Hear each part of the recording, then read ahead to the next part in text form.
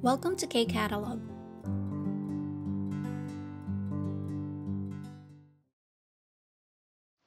KIIP Level 3 Unit 2 ng textbook, page 30.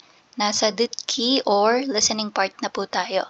So dito muna tayo sa number 1, ang sabi, 두 사람의 모습을 보고 어떤 성격인지 추측하고 이야기해보세요. So pag-usapan daw, no, tingnan yung picture, yung dalawang character natin, and hulaan, 추측하다 to guess. Hulaan kung anong personality meron sila. So dito, tingnan natin picture ni Jason. So, kumakanta siya, performing sa harap ng maraming tao. And then, yung kaibigan naman niya is yung nasa audience. Okay, so pwede nating isipin or hulaan na si Jason is baka siya yung active type ng person. And then, yung kasama naman niya is yung kabaligtaran, passive. So, ano ulit yung personality na yan in Korean? We have 적극적이다. 적극적이다. And yung kabaliktaran naman is 소극적이다. Okay? And then dito po sa dalawang personality na to, pwede nyo rin pong isipin yung 적극적이다 as optimist. And then yung 소극적이다 is yung pessimist. Yan. So, sabi, hulaan daw, no, kung anong personality and pag-usapan. So, pwede mong gamitin yung grammar na 니은 것 같아요. Kasi nga, sabi, try to guess. So, hindi ka sure, baka feeling mo lang or base lang sa nakikita mo. Kaya, yung 적극적이다, pwede mong gawing, drop mo yung da, then add mo si 니은 것 같아요. Tapos, dito naman, same din. 적극적인 것 같아요. 제이슨 씨 친구는 적극적인 것 같아요. So, nagawa na natin yung pinapagawa sa number 1. Dito tayo sa number 2. So, ito na mismo yung listening part. So, sabi, 애나 씨와 제이슨 씨가 이야기합니다. So, nag-uusap daw si Jason at si 애나. 잘 듣고 질문에 답해보세요. So, I'm thinking ito si 애나, no?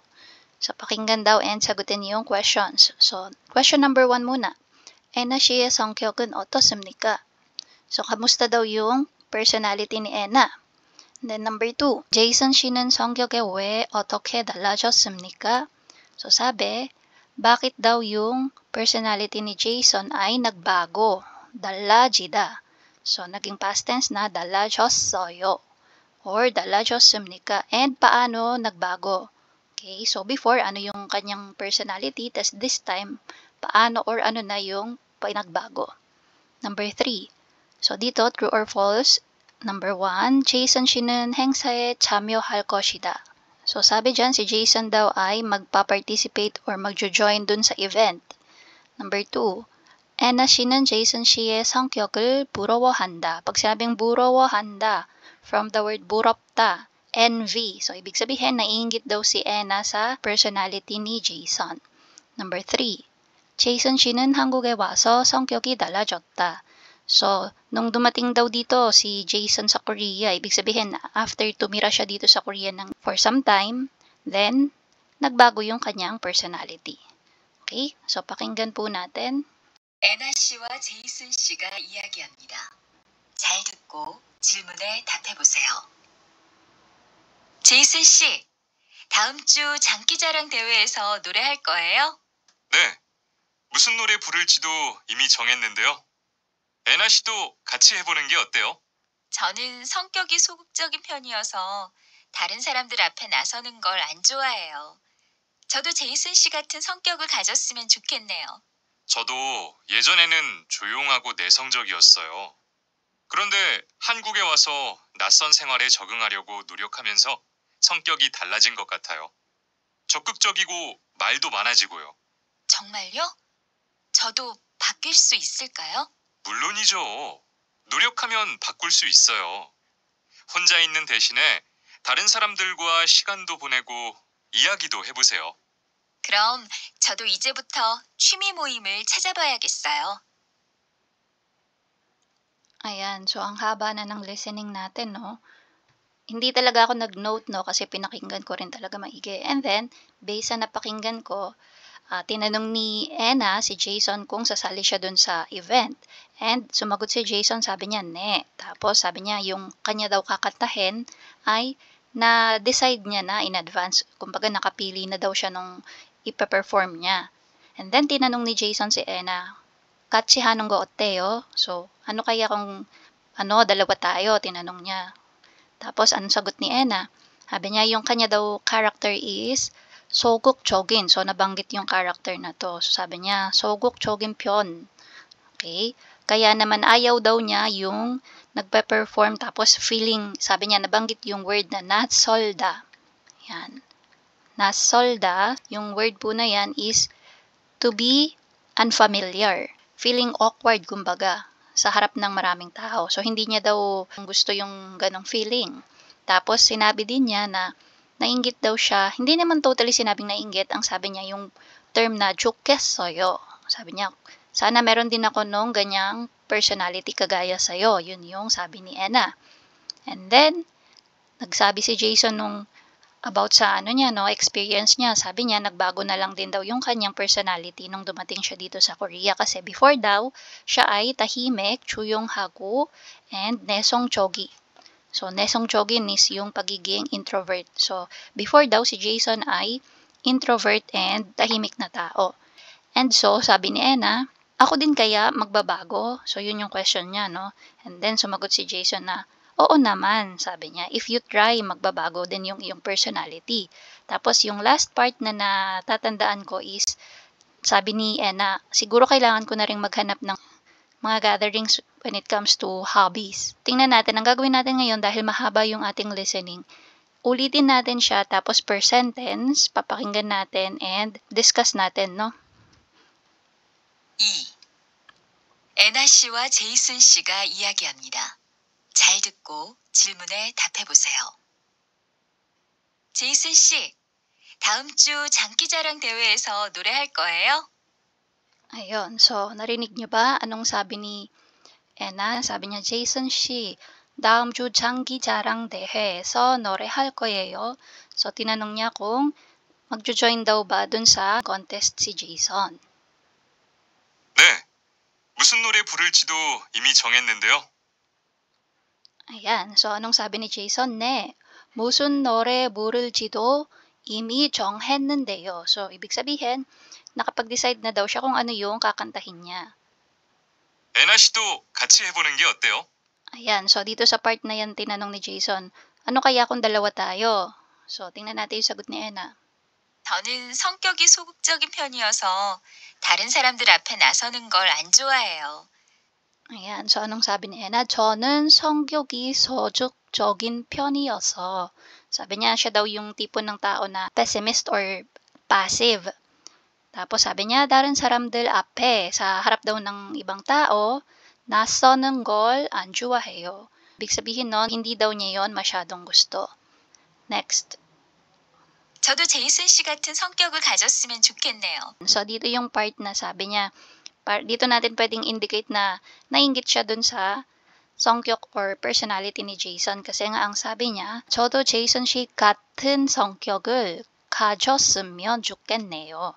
Sabi niya, no? Sana meron din ako ng personality na kagaya sa'yo. Next. 저도 예전에는 조용하고 내성적이었어요. Ayan, so nagkwento na si Jason. Sabi niya, 저도 예전에는, ako din before, 조용하고 tahimik, 내성적이었어요. I was quiet and an introvert person. Yun yung sabi niya. 그런데 한국에 와서 낯선 생활에 적응하려고 노력하면서 성격이 달라진 것 같아요. So sabi niya, no, 그런데, kaya lang daw, 한국에 와서, nung dumating siya sa Korea, 생활에 적응하려고. So yung 적응하다, if maalala nyo, no, ibig sabihin nun is to adapt or adjust. Okay, sabi niya, nag-try daw siya na mag-adjust or mag-adapt sa buhay dito sa Korea. So, kaya naman yung kanyang personality ay sa tingin niya nagbago. 적극적이고 말도 많아지고요. Ayun, so sabi niya, no, 적극적이고 말도 많아지고요. So, 적극적이고, or from the word 적극적이다, so naging active na daw siya and 말도 많아지고요. So, 말도 많아. Sabi niya, naging talkative na din daw siya. Yun po ibig sabihin nung 말도 많아지고요. And then, sagot si Ena. 정말요? 저도 바뀔 수 있을까요? Ayan, no, sabi niya, talaga ba? 정말요? 저도 바꿀 수 있을까요? So, tinanong niya, ako din kaya magbabago? Sagot si Jason. 물론이죠. 노력하면 바꿀 수 있어요. So, sabi niya, no, 물론이죠. Sabi niya, oo naman. Siyempre naman. 노력하면 바꿀 수 있어요. If you try, magbabago din, sabi niya. 혼자 있는 대신에 다른 사람들과 시간도 보내고 이야기도 해보세요. Ayan. Tapos nag-suggest siya, no, si Jason kay Ena. Sabi niya, 혼자 있는 대신에. So, sabi niya, instead na mapag-isa daw si Ena, da른 사람들과 시간도 보내고, mag-spend daw siya ng time with other people and makipag-usap. Try makipag-usap. 이야기도 해보세요, sabi niya. And then, sagot si Ena, yung last part. 그럼 저도 이제부터 취미 모임을 찾아봐야겠어요. So, sabi niya, 그럼 저도 이제부터, kung ganon, ako din starting now, 취미 모임을 찾아봐야겠어요. So, kailangan na din daw niya na maghanap ng mga moim, so gatherings or meetings about sa 취미, hobby. Yan. So, kailangan kasi, di ba, may common ground kayo para mas maging kapalagayan mo sila ng loob. Okay, so, again, no, ang haba na nung listening part natin.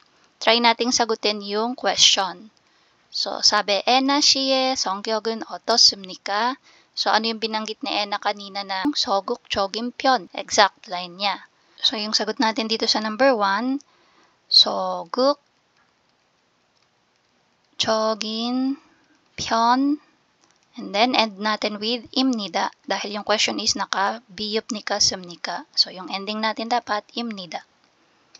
소극적인 편입니다. So, again, yung number 2, Jason 씨는 성격이 왜 어떻게 달라졌습니까? Paano daw nagbago yung personality ni Jason? So, again, sabi niya, no, nag-try siya na mag-adapt sa pamumuhay dito. So, sabi niya, yung unfamiliar na buhay dito sa Korea. So, ano ulit yung pagiging unfamiliar? 낯설다. So, ito, magiging 낯선. Yan, 낯선 생활에. Tapos, yung 적응하다. Yung pag-adapt, no? 적응하면서.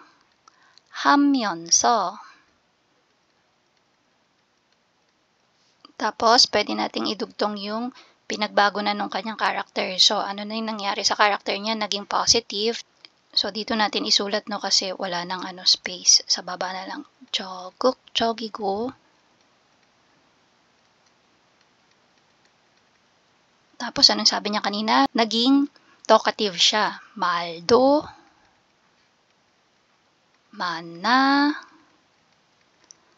많아졌습니다.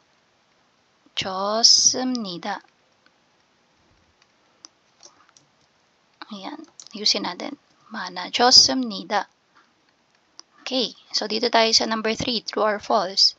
So, number 1. Jason 씨는 행사에 참여할 것이다. So, tama po ba? Correct, no? Sabi niya nga, nakapili na siya ng ipaperform niya na song eh. Number 2, Ena 씨는 Jason 씨의 성격은 부러워한다. Yes, na-confirm din natin yan.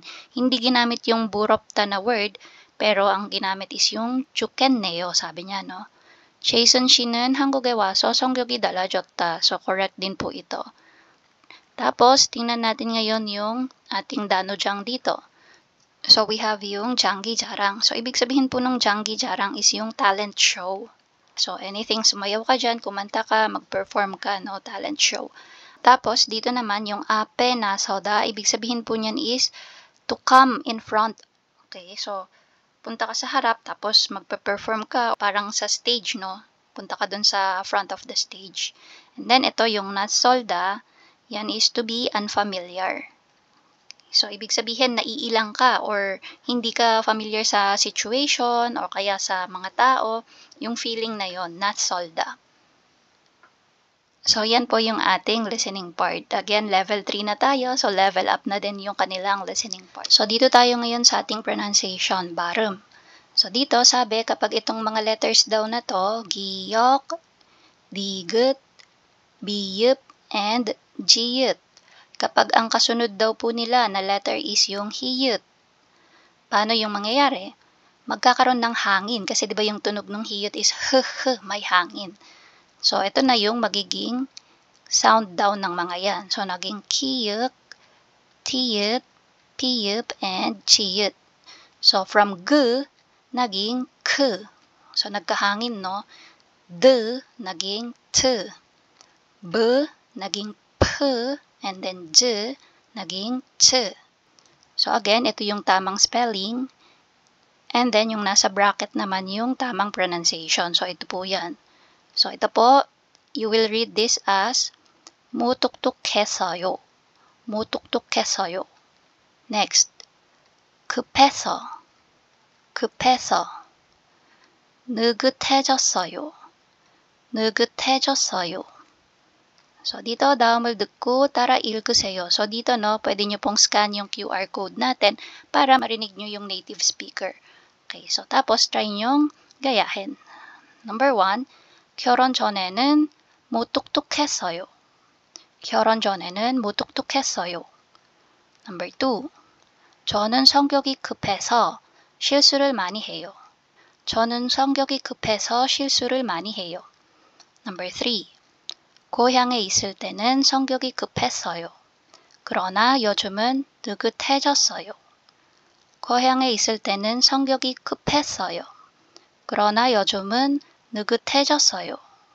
Okay, so again, you can scan the QR code para pakinggan po yung native speaker. And that's it. If you find this video helpful, please hit the like, share, and subscribe button. So I still hope to see you in the upcoming videos, and again, thanks for watching.